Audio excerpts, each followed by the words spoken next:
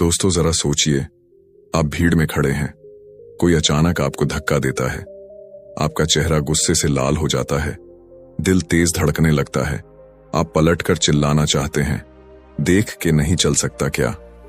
लेकिन उसी पल आप रुक जाते हैं, गहरी सांस लेते हैं और बिना कुछ कहे बस मुस्कुराकर आगे बढ़ जाते हैं। अब फर्क क्या पड़ा? आपके भीतर एक आग थी, लेकिन आपने उसे हवा नहीं दी, आपने खुद पर कंट्रोल रखा। और यही कंट्रोल, यही नॉट रिएक्टिंग की ताकत है। आज की दुनिया में जहां हर छोटी बात पर लोग भड़क उठते हैं, जहां ट्रैफिक में कट मारने पर झगड़े हो जाते हैं, सोशल मीडिया पर कमेंट से ही तूफान खड़े हो जाते हैं, वहां अगर कोई इंसान चुप रह जाता है, शांत रह जाता है, तो लोग उसे कमजोर समझते हैं। लेकिन सच्चाई, not reacting is not weakness, it's real strength. क्योंकि जो इंसान गुस्से को पी लेता है, जो हालात को ऑब्जर्व करता है और फिर सोच समझकर जवाब देता है, वही असल में स्ट्रांग होता है। हमारा माइंड हर दिन, हर सेकंड रिएक्ट कर रहा होता है। कोई बात बुरी लग गई, रिएक्ट। किसी ने इग्नोर कर दिया, रिएक्ट। फोन देर से आया, रिएक्ट। कोई आपकी तारीफ कर दे, रिएक्ट। कोई ताना मार दे, रिएक्ट। लेकिन क्या आपने कभी सोचा है, ये रिएक्शंस आपकी लाइफ को किस डायरेक्शन में ले जा रहे हैं? क्या ये रिएक्शंस आपको पीस दे रहे हैं या धीरे धीरे आपकी एनर्जी को ड्रेन कर रहे हैं? जैसे ही आप रिएक्ट करते हो, आप अपना कंट्रोल उस इंसान या सिचुएशन को दे देते हो। मतलब आपकी इमोशनल पावर अब उनके हाथ में है। और यही सबसे बड़ा नुकसान है।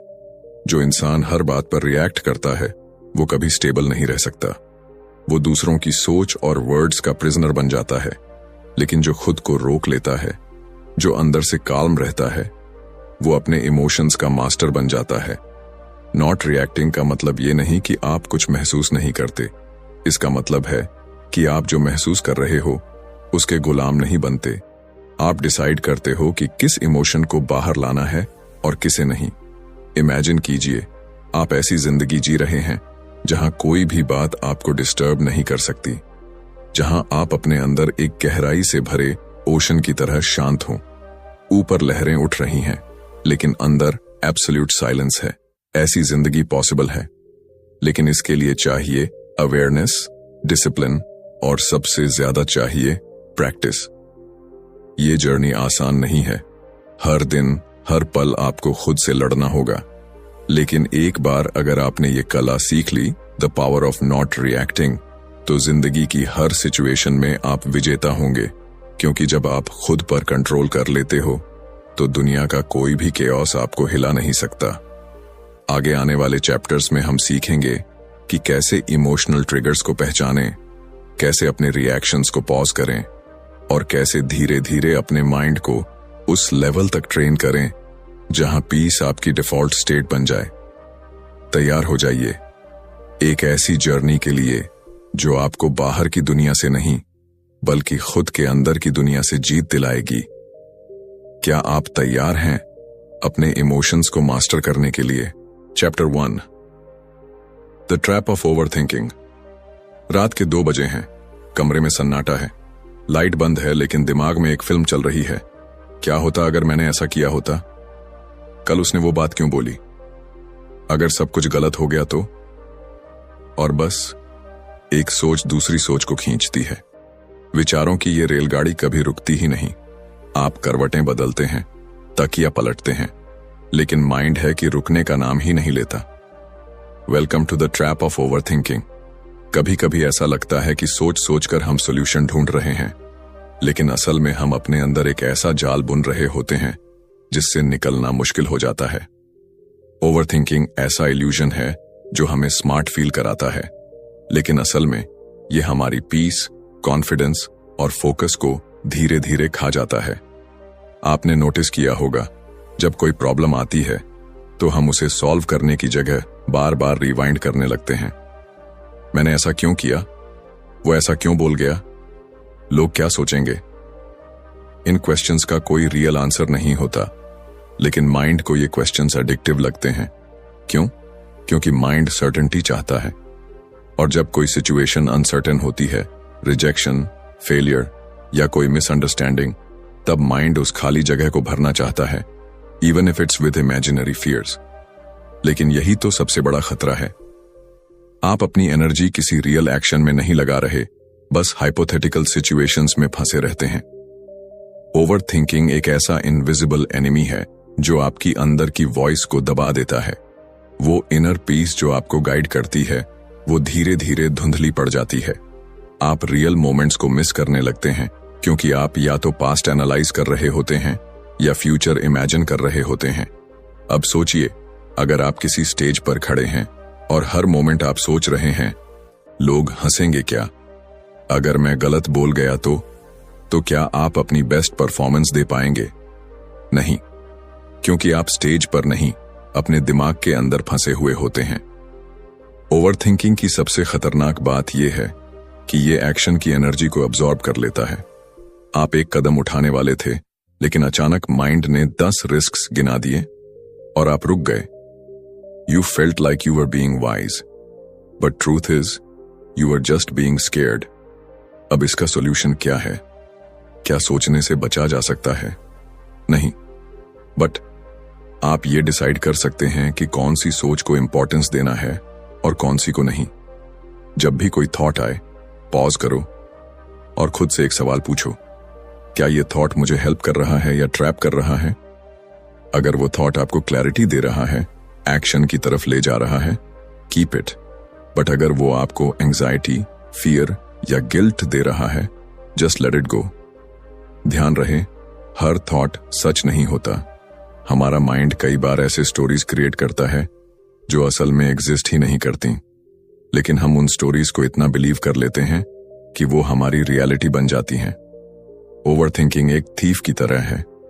ये आपके आज को चुराकर आपको उस कल में फंसा देता है जो कभी आया ही नहीं, और पास्ट को बार बार रिप्ले करके वो आपको गिल्ट की आग में झोंक देता है, जहां ना सॉल्यूशन होता है ना पीस। अब सोचिए, जब आप बच्चे थे, क्या आप इतना सोचते थे? नहीं, क्योंकि तब आप मोमेंट में रहते थे। एक फूल देखकर खुश हो जाते थे, बारिश में भीगकर हंसने लगते थे। क्यों? क्योंकि तब माइंड फिल्टर नहीं करता था। आपने दुनिया को जज करना, खुद को डाउट करना बाद में सीखा। अब टाइम है उस पुराने वर्जन को फिर से अवेकन करने का। ए वर्जन जो प्रेजेंट में रहता है, जो सिचुएशंस को फील करता है, रिएक्ट नहीं करता, जो सोचता है पर सोच में डूबता नहीं। ओवरथिंकिंग से बाहर निकलना एक प्रोसेस है। हर दिन, हर मोमेंट अवेयरनेस चाहिए। लेकिन एक बार अगर आपने खुद को यह पावर दे दी कि आप सोच को कंट्रोल कर सकते हैं, तो आप अनस्टॉपेबल बन जाओगे। क्योंकि जब माइंड शांत होता है, तभी सोल की आवाज सुनाई देती है, और वही आवाज आपको वहां ले जाती है जहां आपकी असली ताकत छुपी है।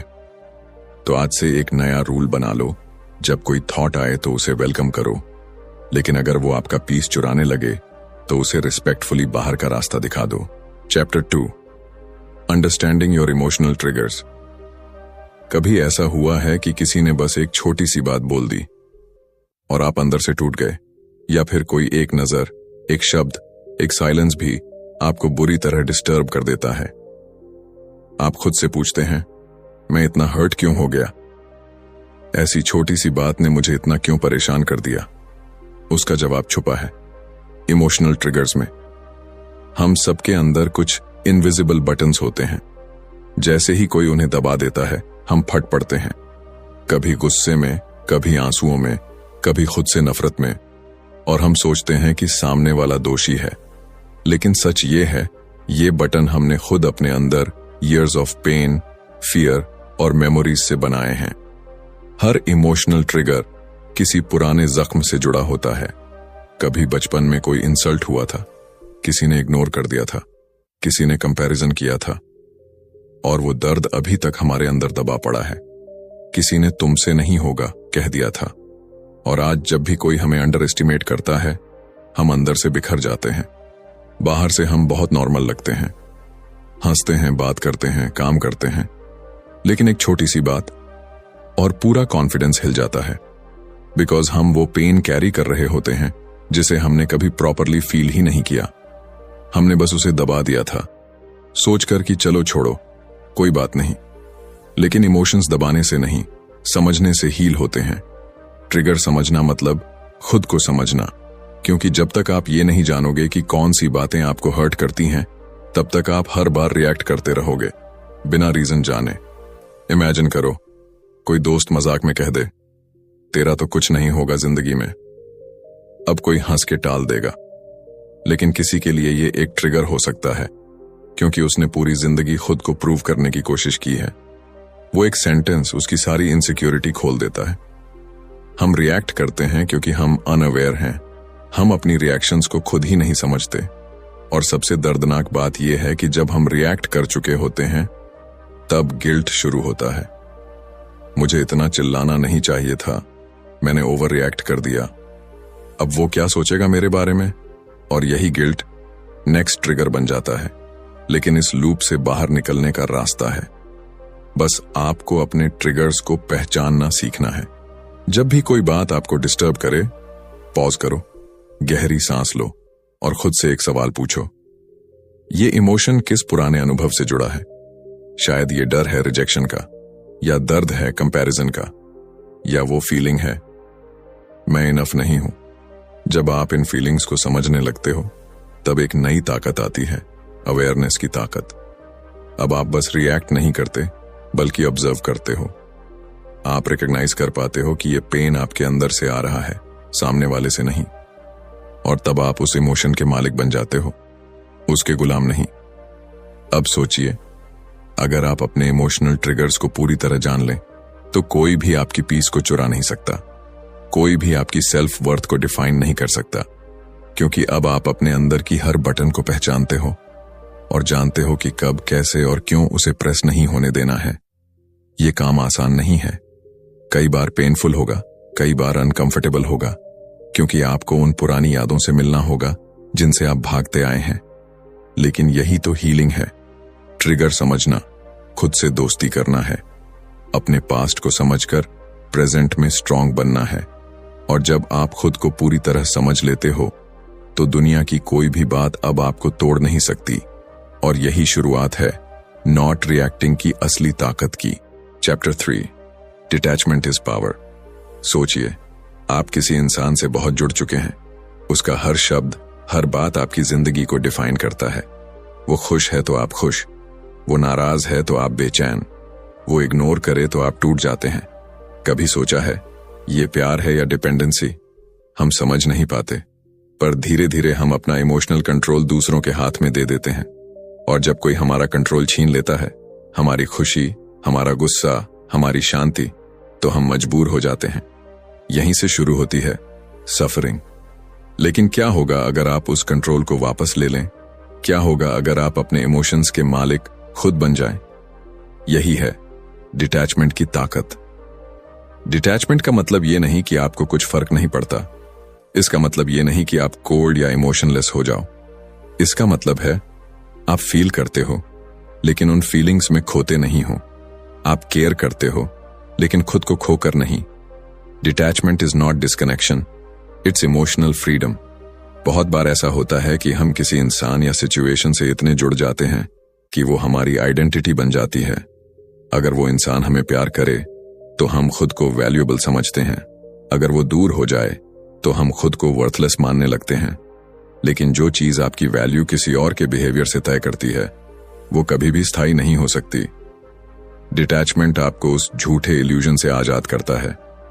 वो इल्यूजन जो कहता है तू तभी खुश रह सकता है जब सब कुछ तेरे हिसाब से हो। लेकिन लाइफ कभी किसी के हिसाब से नहीं चलती। लोग बदलते हैं, हालात बदलते हैं, और अगर आप हर चीज से इमोशनली अटैच होकर जिंदगी जीते रहेंगे, तो हर छोटा बदलाव आपको तोड़ता रहेगा। अब सोचिए, एक पेड़ है जिसकी जड़ें बहुत गहरी हैं। हवा चलती है, तूफान आता है, बारिश होती है, लेकिन वो हिलता नहीं, क्योंकि उसकी जड़ें मजबूत हैं। डिटैचमेंट वो जड़ है जो आपको हर स्टॉर्म में ग्राउंडेड रखती है। जब कोई आपकी इंसल्ट करे और आप रिएक्ट ना करें, वो डिटैचमेंट है। जब कोई इग्नोर करे और आप फिर भी अपनी सेल्फ वर्थ में डाउट ना करें, वो डिटैचमेंट है। जब किसी सिचुएशन में केओस हो, लेकिन आपका इनर पीस स्टेबल रहे, वो डिटैचमेंट है। कई लोग सोचते हैं अगर मैं डिटैच्ड हो गया तो मुझे किसी की परवाह नहीं रहेगी, लेकिन सच्चाई ये है डिटैचमेंट से आप और गहराई से प्यार कर सकते हो, क्योंकि अब आपका प्यार पॉजेसिवनेस नहीं, प्यूरिटी होता है। अब आप किसी से प्यार इसलिए नहीं करते क्योंकि आपको उससे कुछ चाहिए, बल्कि इसलिए करते हो क्योंकि आपके पास देने के लिए बहुत कुछ है। डिटैचमेंट आपको ताकत देता है खुद को हर सिचुएशन में ऑब्जर्व करने की। अब आप हर चीज को रिएक्शन मोड में नहीं, अवेयरनेस मोड में देखते हो। अब आप खुद से पूछते हो, क्या ये सच में मेरी एनर्जी के लायक है? क्या मैं खुद को किसी और के बिहेवियर से डिस्टर्ब होने दूं? और धीरे धीरे एक दिन आप उस लेवल पर पहुंचते हो जहां आपकी इमोशंस आपके कंट्रोल में होते हैं, दुनिया के नहीं। एक पुरानी बात याद है, जब पानी शांत होता है तभी उसमें अपना रिफ्लेक्शन साफ दिखता है। वैसे ही जब माइंड डिटैच्ड होता है तभी आप खुद को साफ देख पाते हो, तभी आपको क्लैरिटी मिलती है, तभी डिसीजंस स्ट्रांग बनते हैं, और तब आप हर रिलेशन, हर सिचुएशन को सही नजर से देख पाते हो, बिना उसमें डूबे। डिटैचमेंट कोई एक दिन में नहीं आता, ये हर दिन की प्रैक्टिस है, खुद को हर छोटी बात से ऊपर उठाने की। हर बार जब कोई चीज आपको रिएक्ट करवाना चाहे तो आप खुद से कहें, I choose peace over chaos, I choose freedom over control. जब आप ये चुनना सीख जाते हो तब आप खुद के मास्टर बनते हो, और वही बनता है वो इंसान जो किसी स्टॉर्म से नहीं हिलता। क्योंकि जब आप डिटैच्ड होते हो तब आप सबसे ज्यादा कनेक्टेड होते हो अपने आप से। Chapter 4, the space between stimulus and response. एक लड़का सड़क पर तेजी से चला जा रहा था। उसे ऑफिस के लिए देर हो रही थी। अचानक पीछे से एक बाइक वाला आया और धक्का मार गया। लड़का गिरते गिरते बचा, कपड़े गंदे हो गए, चेहरे पर गुस्सा आ गया, लेकिन तभी वो रुक गया, सांस ली, बाइक वाले को देखा और बिना कुछ कहे आगे बढ़ गया। यही पल जिसने उसकी पूरी जिंदगी की दिशा बदल दी। बिकॉज इसी पल में छुपी थी वो चीज जिसे कहते हैं the space between stimulus and response. Stimulus यानी कोई घटना जो आपको प्रभावित करती है, रिस्पॉन्स यानी उसका जवाब, और इनके बीच एक सूक्ष्म लेकिन शक्तिशाली स्पेस होती है। एक पल जहां आप डिसाइड करते हैं कि आप रिएक्ट करेंगे या रिस्पॉन्ड। वो एक सेकंड का पॉज आपकी पूरी जिंदगी बदल सकता है। सोचिए, जब कोई आपको इंसल्ट करता है, आपको ऑप्शन होता है उसी वक्त पलटकर जवाब देने का या खुद को शांत रखने का। लेकिन हम में से ज्यादातर लोग उस स्पेस को देख ही नहीं पाते। हम तुरंत रिएक्ट कर देते हैं, बिना सोचे, बिना रुके, और बाद में पछताते हैं। काश उस वक्त चुप रह जाता, काश मैंने थोड़ा रुककर सोचा होता, काश मैंने खुद को कंट्रोल कर लिया होता। हम ये सब कहते हैं क्योंकि हम जानते हैं कि वो एक पॉज सब कुछ बदल सकता था। रिएक्शन में इमोशन होता है, गुस्सा, डर, ईगो। रिस्पॉन्स में अवेयरनेस होती है, समझदारी, पेशेंस और क्लैरिटी। रिएक्ट करना इजी है, रिस्पॉन्ड करना पावरफुल। लेकिन इस पावर तक पहुंचने के लिए आपको उस स्पेस को पहचानना सीखना होगा, और ये स्पेस हर मोमेंट में मौजूद होता है, बस हमें उसे देखना नहीं आता। आप किसी के साथ बहस कर रहे हैं और सामने वाला कुछ ऐसा बोल देता है जो सीधा आपके ईगो पर लग जाता है। अब आपके सामने दो रास्ते हैं, या तो आप रिएक्ट करें, चिल्लाएं, प्रूव करें कि आप सही हैं, या फिर पॉज करें, डीप ब्रेथ लें और सोचें कि क्या ये लड़ाई वाकई जरूरी है। बहुत बार हम ये सोचते हैं कि इमीडिएट रिएक्शन दिखाना ही स्ट्रेंथ है, पर असली स्ट्रेंथ उस इंसान में होती है जो प्रोवोक होने के बावजूद काल्म रह सके, जो अपने इमोशंस को एक्सप्रेस करने से पहले उन्हें समझ सके। जब आप हर छोटी बात पर रिएक्ट करना छोड़ देते हैं तो आप खुद को एक इनविजिबल केज से आजाद कर देते हैं। अब कोई भी आपके बिहेवियर को कंट्रोल नहीं कर सकता, ना कोई कमेंट, ना कोई इंसल्ट, ना कोई लॉस। बिकॉज अब आपके और दुनिया के बीच में एक शील्ड है, अवेयरनेस का, अंडरस्टैंडिंग का। जैसे एक ट्रेन्ड सोल्जर फायरिंग के बीच भी फोकस नहीं खोता, वैसे ही एक इमोशनली अवेयर इंसान हर कैओस में अपना बैलेंस बनाए रखता है। और ये बैलेंस उस स्पेस से आता है, उस पॉज से जो आपको हर सिचुएशन में प्रेजेंट रखता है। अब सवाल यह है, कैसे पहचाने उस स्पेस को? जब भी कोई सिचुएशन ट्रिगर करे, रुकिए, शरीर में जो भी इमोशन उठ रहा है उसे फील कीजिए, रेजिस्ट मत कीजिए। उस इमोशन को लेबल कीजिए, this is anger, this is fear, this is hurt. फिर खुद से पूछिए, अगर मैं रिएक्ट करूं तो क्या होगा? अगर मैं पॉज करूं तो क्या बदल सकता है? धीरे धीरे आपका माइंड एक हैबिट बना लेगा, रिएक्शन से पहले रिफ्लेक्शन की, और यहीं से आपकी लाइफ में ट्रांसफॉर्मेशन शुरू होगा। इमेजिन कीजिए, आपकी जिंदगी में कोई भी आपको प्रोवोक नहीं कर सकता, कोई भी आपको मैनिपुलेट नहीं कर सकता, बिकॉज अब आप उस स्पेस को पकड़ चुके हैं जहां साइलेंस है, पावर है, क्लैरिटी है। कई बार लोग कहेंगे, तू कुछ बोलता क्यों नहीं? लेकिन वो नहीं जानते कि आप हर बार बोल सकते हैं, लेकिन आप चुनते हैं ना बोलना, बिकॉज अब आप उस पावर को समझ चुके हैं जो पॉज में छुपी है। और यही पॉज आपको दूसरों से अलग बनाता है। दुनिया में बहुत लोग हैं जो तेज बोलते हैं, जल्दी गुस्सा करते हैं, हर बात पर रिएक्ट करते हैं, लेकिन बहुत कम लोग हैं जो शांत रह सकते हैं, सोच समझकर जवाब दे सकते हैं और अपनी शांति को बचा कर रख सकते हैं। आप कौन बनना चाहते हैं? वो जो हर स्टिमुलस पर टूट पड़ता है, या वो जो हर रिस्पॉन्स को सोच समझकर चुनता है? क्योंकि जिंदगी में कंट्रोल उन्हीं के पास होता है जो उस छोटे से स्पेस को देख पाते हैं। और उस स्पेस में आपके पास एक चमत्कारी ऑप्शन होता है, choose peace. Chapter 5, respond, don't react. सड़क पर गाड़ियों की भीड़ है। एक आदमी गलती से आपकी गाड़ी में हल्का सा धक्का मार देता है। आपका गुस्सा फटने के लिए तैयार खड़ा है। क्या आंखें नहीं हैं तुझे? लेकिन अगले ही पल आप देखते हैं उस आदमी की आंखों में डर है। वो माफी मांग रहा है। शायद वो अपने बीमार बच्चे को अस्पताल ले जा रहा है। आपका गुस्सा अचानक पिघल जाता है। अब सोचिए, अगर आपने रिएक्ट किया होता तो क्या हुआ होता? हम अक्सर अपनी जिंदगी में रिएक्ट करते हैं, बिना पूरे सच को जाने, बिना रुके, बिना सोचे। और यही रिएक्शन ही हमारी रिलेशनशिप्स को, हमारी पीस को और कई बार हमारी आइडेंटिटी को भी बर्बाद कर देता है। रिएक्ट करना हमारी आदत बन चुकी है। किसी ने कुछ कहा, रिएक्ट। कोई बात पसंद नहीं आई, रिएक्ट। रिजल्ट खराब आया, रिएक्ट। कोई इग्नोर कर गया, रिएक्ट। लेकिन इन रिएक्शंस में हमारी पावर नहीं होती। ये रिएक्शंस एक तरह का सरेंडर होते हैं अपने इमोशंस के आगे। जब आप रिएक्ट करते हैं तो आप कंट्रोल खो देते हैं। आप उस इंसान या उस सिचुएशन के हाथों की पपेट बन जाते हैं। वो जैसे चाहे आपको नचा सकता है, सिर्फ एक कमेंट से, एक जेस्चर से, एक साइलेंस से। लेकिन रिस्पॉन्ड करना अलग है। रिस्पॉन्ड करना मतलब ऑब्जर्व करना, फील करना, सोच समझकर एक्ट करना। ये कमजोरी नहीं है, ये मास्टरी है। रिएक्ट करना रिफ्लेक्स है, रिस्पॉन्ड करना विजडम है। अगर कोई आपकी इंसल्ट करे और आप रिएक्ट करें तो उसने आपका बटन दबा दिया। लेकिन अगर आप शांत रहें, उस इंसल्ट को प्रोसेस करें और फिर भी डिग्निटी से जवाब दें, तो आपने पावर अपने पास रखी। जैसे गर्म तवे पर पानी गिरता है, वो फौरन भाप बनकर उड़ जाता है, वो है रिएक्शन। पर अगर आप उस पानी को ठंडा रहने दो तो वो किसी पौधे को जीवन दे सकता है, वो है रिस्पॉन्स।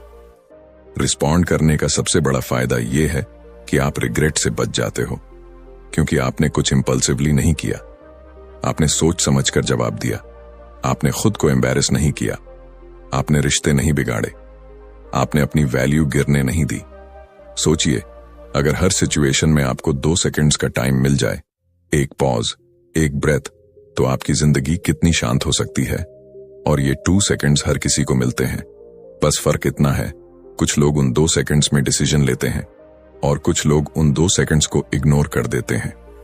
रिस्पॉन्ड करना आपकी सेल्फ अवेयरनेस पर निर्भर करता है। आप कितना खुद को समझते हो, आपके ट्रिगर्स क्या हैं, आपके अंदर कितना पेशेंस है। ये सब मिलकर आपके रिस्पॉन्स को शेप करते हैं। जैसे एक म्यूजिशियन हर सुर को सही समय पर बजाता है, वैसे ही एक इमोशनली अवेयर इंसान हर वर्ड को सोचकर बोलता है। वो हर जेस्चर, हर साइलेंस को समझकर डिसाइड करता है कि अब क्या करना है। रिएक्ट करने से मोमेंट का सेटिस्फैक्शन मिल सकता है, लेकिन बाद में गिल्ट भी आता है। रिस्पॉन्स डिलेड होता है, पर उससे जो पीस मिलती है वो लॉन्ग लास्टिंग होती है। अब आप खुद सोचिए, आप अपने वर्ड से लोगों को तोड़ना चाहते हैं या हील करना चाहते हैं?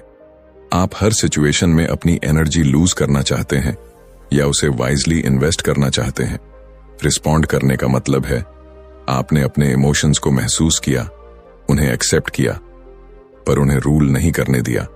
आपने अपने वर्ड्स को चुना, अपनी टोन को कंट्रोल किया और सबसे ज्यादा आपने अपनी डिग्निटी को बचाए रखा। इस दुनिया में हर कोई लाउड है, हर कोई प्रूव करना चाहता है कि वो सही है, लेकिन जो रिस्पॉन्ड करता है वो खुद को प्रूव नहीं करता, वो खुद को एलिवेट करता है। जब आप रिस्पॉन्ड करते हैं, आप जवाब नहीं देते, आप मिरर बन जाते हैं। आप सामने वाले को खुद उसका रिफ्लेक्शन दिखाते हैं और फिर उसे तय करने देते हैं कि अब वो किस तरह से बात करना चाहता है। ये आसान नहीं है, पर हर बार जब आप रिएक्ट करने की बजाय रिस्पॉन्ड करते हैं तो आप स्ट्रॉन्गर बनते हैं, आप वाइजर बनते हैं, आप फ्री हो जाते हैं। Because in the end life doesn't test how fast you react, it tests how deeply you respond.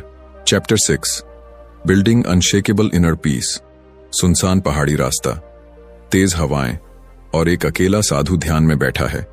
उसके चारों तरफ तूफान मचा है, लेकिन उसके चेहरे पर शांति है। कोई डर नहीं, कोई घबराहट नहीं, बस गहरी शांति। अब जरा सोचिए, क्या ऐसा पॉसिबल है हमारे लिए भी? बिल्कुल, लेकिन ये शांति बाहर से नहीं आती, ये भीतर से बनाई जाती है। अनशेकेबल इनर पीस, वो शांति जो दुनिया के शोर से नहीं हिलती। हम सब अपनी लाइफ में शांति ढूंढते हैं, कोई रिलेशनशिप्स में, कोई पैसे में, कोई सक्सेस में, कोई साइलेंस में। लेकिन जो चीज बाहर मिलती है वो बाहर की हलचल से ही खत्म भी हो जाती है, क्योंकि वो रियल पीस नहीं, बस एक टेम्पररी एस्केप है। इनर पीस वो स्टेट है जहां आप खुद के सबसे करीब होते हो, जहां कोई लॉस, कोई रिजेक्शन, कोई इंसल्ट आपको हिला नहीं सकता, जहां आप जानते हो जो भी हो रहा है वो आपके अंदर की शांति को छू नहीं सकता। लेकिन सवाल है, ये अनशेकेबल इनर पीस बनाई कैसे जाए? सबसे पहले आपको एक्सेप्ट करना होगा कि लाइफ हमेशा परफेक्ट नहीं होगी। लोग बदलेंगे, हालात बदलेंगे, आपके सपने टूटेंगे, अकेलापन लगेगा। लेकिन अगर आप हर बार इन चीजों से टूटते रहेंगे तो आप हमेशा दूसरों के हाथों में रहेंगे। पीस तब आती है जब आप अपने कंट्रोल को वापस लेते हैं, जब आप ये मान लेते हैं कि मैं किसी सिचुएशन को कंट्रोल नहीं कर सकता, लेकिन अपने रिएक्शन को कर सकता हूं। इमेजिन कीजिए, आप एक ग्लास पानी हो, अब कोई उसमें झड़ डाले और आप वहीं पी जाएं, तो नुकसान आपका होगा। लेकिन अगर आप समझदारी से वो झड़ रिजेक्ट कर दें तो आप बच सकते हैं। दुनिया के वर्ड्स, एक्शंस, ओपिनियंस, ये सब वही जहर हैं। लेकिन चॉइस आपकी होती है कि आप उसे अपने अंदर जाने देंगे या नहीं। अनशेकेबल पीस तब बनती है जब आप हर रिएक्शन से पहले पॉज करना सीख जाते हैं, हर बात को अपने दिल पर लेने से पहले ऑब्जर्व करना सीख जाते हैं, हर कॉन्फ्लिक्ट में खुद को सेंटर में रख पाते हैं। एक टाइम था जब कोई छोटी सी बात भी आपकी नींद उड़ा देती थी। अब आप उसे सुनकर मुस्कुरा देते हो, बिकॉज आपने अपने अंदर एक जगह बना ली है जहां कोई भी बाहर की चीज घुस नहीं सकती। और ये तब होता है जब आप साइलेंस की वैल्यू समझते हो। हर दिन कुछ मिनट अपने आप से मिलो, बिना मोबाइल, बिना शोर, बिना दुनिया की ओपिनियंस के। एक कोना ढूंढो जहां बस आप हो और आपकी ब्रेथ हो। वहीं से पीस का बीज उगता है, वहीं से आप खुद को हील करते हो, वहीं से आप उस स्ट्रेंथ को महसूस करते हो जो हमेशा आपके अंदर थी, लेकिन आपने कभी अटेंशन ही नहीं दी। इनर पीस तब भी बनती है जब आप एक्सपेक्टेशंस छोड़ते हो, दूसरों से नहीं, खुद से भी नहीं। मुझे परफेक्ट होना चाहिए, मुझे सब कुछ कंट्रोल करना चाहिए, मुझे सबको खुश करना चाहिए। ये सब बोझ है। पीस तब आती है जब आप खुद से कह पाते हो, I am enough, right here, right now. जिस दिन आपने ये कह दिया, उसी दिन आपने अपनी अंदर की सबसे बड़ी लड़ाई जीत ली। अनशेकेबल इनर पीस मतलब आपके आसपास चाहे जितना भी शोर हो, आपका मन शांत हो।